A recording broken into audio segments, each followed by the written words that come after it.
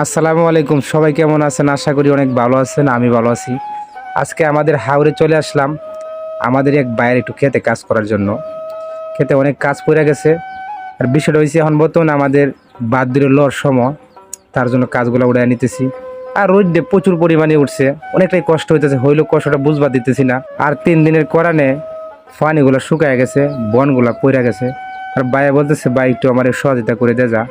তার জন্য আমি কাজ করতে আসলাম। এই পাশে আমার বাইরে কাজ করতেছে, তো বাইরেও তেমন শরীরে ভালো না, তার জন্য আমি একটু হেল্প করতেছি। আর অনেকদিন পরে কাজ করতে আসি, তো কাজ করা আসলে অনেক কষ্ট হইতেছে।